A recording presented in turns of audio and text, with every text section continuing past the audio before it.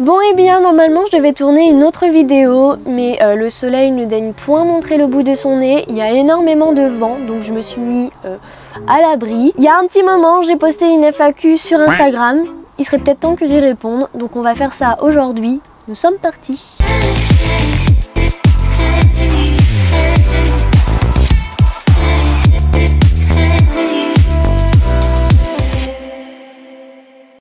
Aujourd'hui, les questions vont surtout aborder le fait que je suis remontée à cheval. Oui, ça a attisé votre curiosité. Vous avez été très nombreux à me poser des questions par rapport à ça. Donc on va y répondre. J'ai mon petit téléphone, j'ai toutes vos petites questions et on va essayer de répondre à un maximum. Donc nous sommes partis.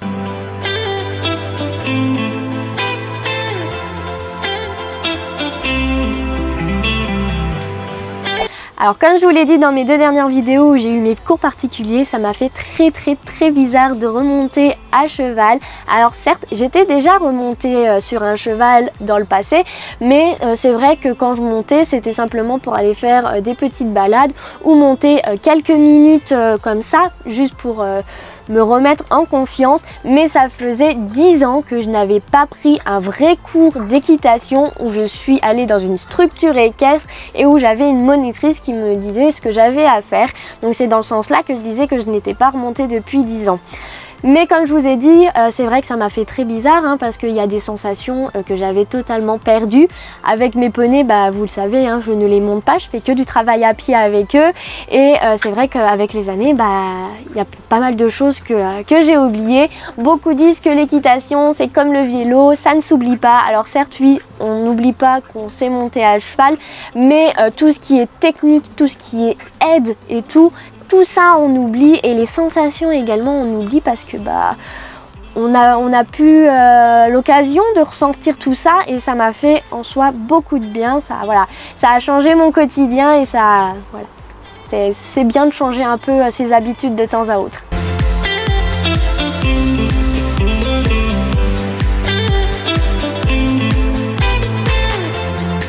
Alors c'est vrai que depuis que je suis sur YouTube, je me suis obstinée à vous dire que en soi, mes poneys m'apportaient tout le bonheur dont j'avais besoin, ce qui est totalement vrai, et que par conséquent, l'envie de monter n'était pas du tout présente. Voilà, ça me manquait pas du tout. Je me plaisais complètement dans la vie que je vivais avec mes poneys. Oui, je suis très heureuse avec mes poneys, j'aime travailler avec eux, j'aime être à pied avec eux, mais au fil du temps, c'est vrai que, voilà, comme je vous ai dit, je m'occupe de mes poneys, je les travaille à pied, mais changer un peu son quotidien, ses habitudes, eh bien ça fait du bien. Et c'est vrai qu'une fois que je suis remontée à cheval, eh bien ça m'a fait vraiment plaisir et ça m'a remémoré tous les souvenirs de quand je montais avant régulièrement.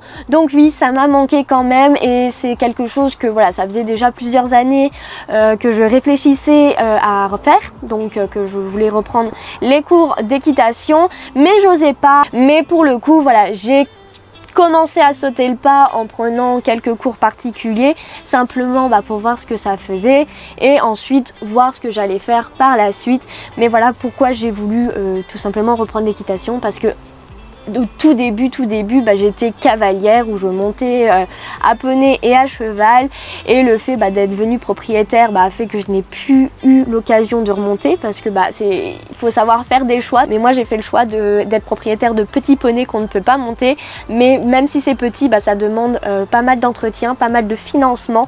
Donc voilà, j'avais fait le choix à ce moment-là de m'accorder entièrement à des mini et mettre l'équitation de côté.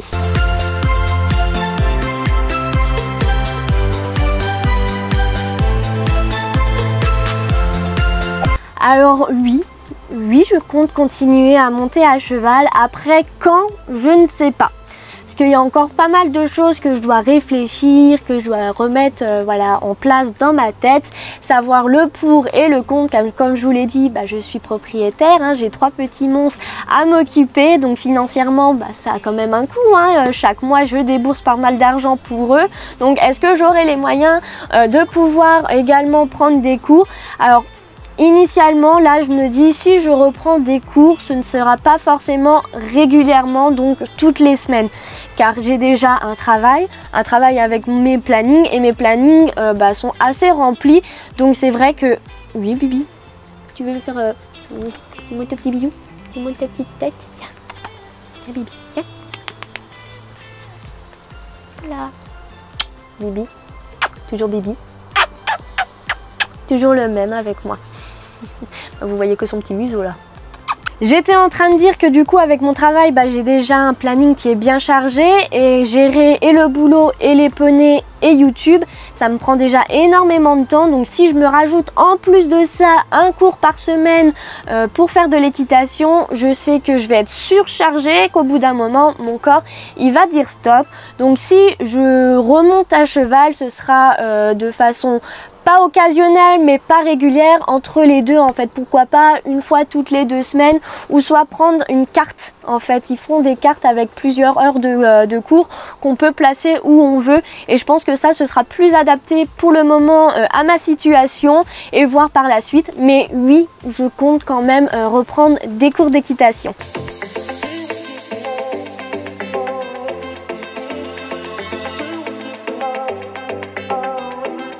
C'est vrai qu'au début, là, quand j'ai voulu reprendre l'équitation, eh bien, je voulais déjà, dans un premier temps, me remettre en confiance. Et par conséquent, j'ai choisi le cours particulier parce que du coup, j'étais la seule à monter et on se concentrait exclusivement sur moi durant ce cours.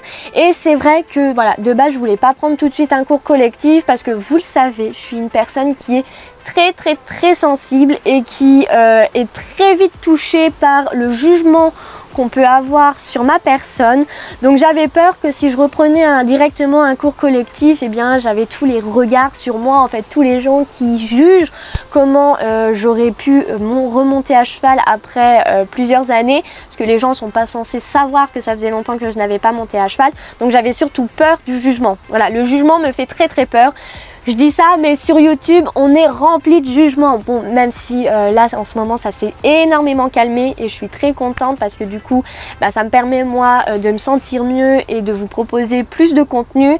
Mais voilà, niveau reprise de l'équitation, je voulais déjà commencer sur du cours particulier pour me remettre en confiance. Et une fois la confiance revenue, partir sur du cours collectif. Donc là, actuellement, je ne sais pas si je vais reprendre encore des cours particuliers ou est-ce que je pars directement sur le cours collectif. C'est encore en cours de réflexion, mais bien évidemment, je vous tiendrai au courant de ma décision.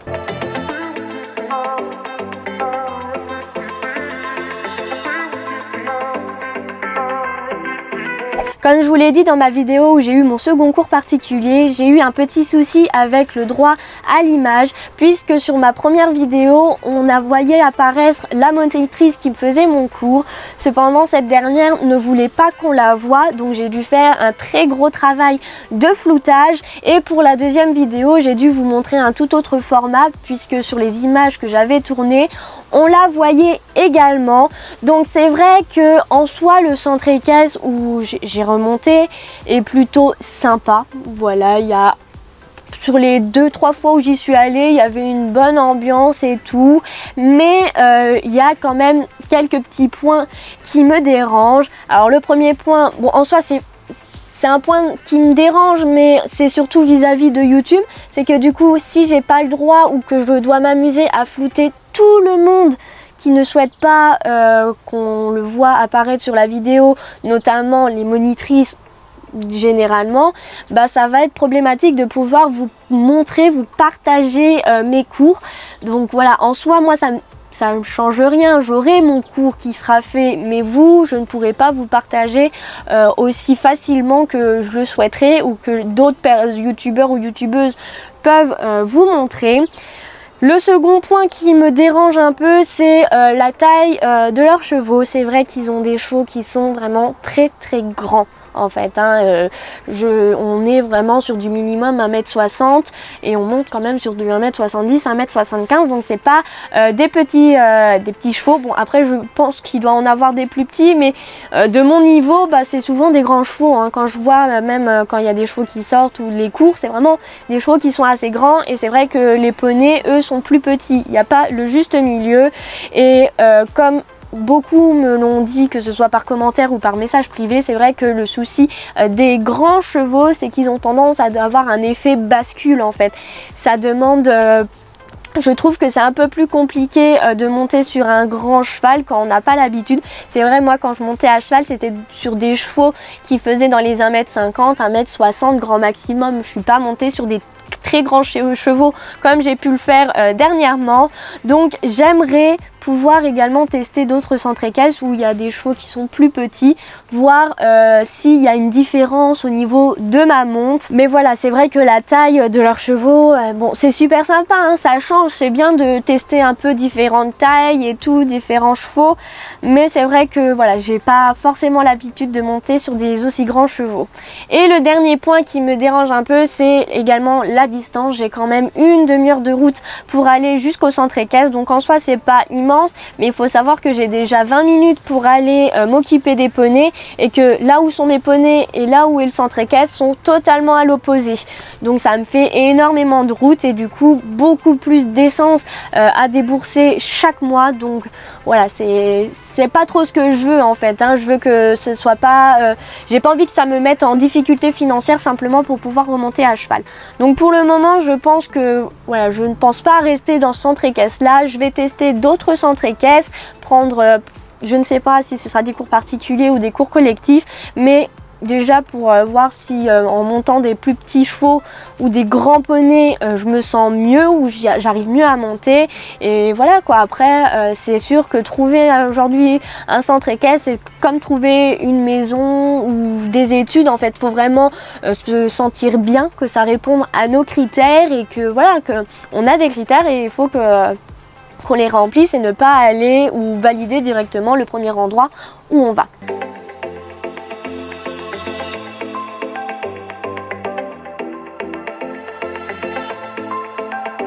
Alors ça m'a fait rire quand j'ai vu cette question-là revenir je ne sais pas combien de fois, mais en soi vous n'avez pas totalement tort. Je vais vous avouer, il y a un petit moment, j'avais pour projet de justement me racheter un grand poney ou un petit cheval pour du loisir, pour pouvoir remonter à cheval et justement évoluer avec. Je suis tombée sur des annonces très intéressantes sur des chevaux ou des poneys, j'ai failli faire plusieurs visites, sauf qu'en soi j'ai jamais donné suite car j'étais dans l'incertitude de ce que je voulais et je voulais savoir dans un premier temps le niveau qui me restait en fait en équitation après 10 ans. Et vous l'avez vu, même si c'est pas catastrophique, et bien j'ai perdu pas mal de méthodes, j'ai perdu pas mal d'aide à cheval et je suis encore trop hésitante quand je suis en selle.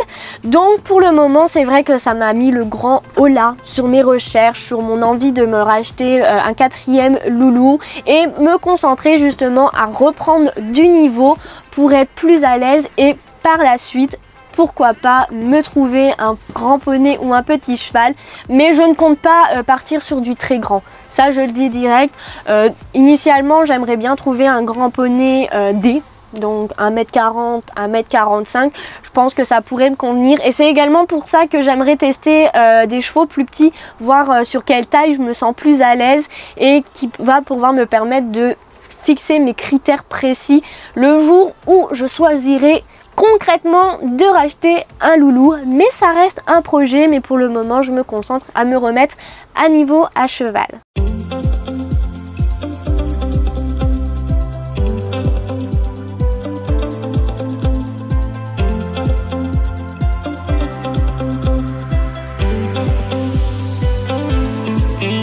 Voilà, la vidéo est terminée, j'espère avoir bien répondu à vos questions. Si vous en avez d'autres, eh bien n'hésitez pas à me les poser en commentaire ou soit si vous avez Instagram d'ici un petit moment, je pense que je reposterai une FAQ pour que vous puissiez poser vos questions et on répondra encore plein de questions que je n'ai pas encore répondu, mais c'est bien de pouvoir faire des petits thèmes comme ça. Là en fait on a parlé surtout de ma remise en selle et si par exemple vous avez des thèmes de questions que vous aimeriez que j'aborde, et bien n'hésitez pas à me le dire également en commentaire.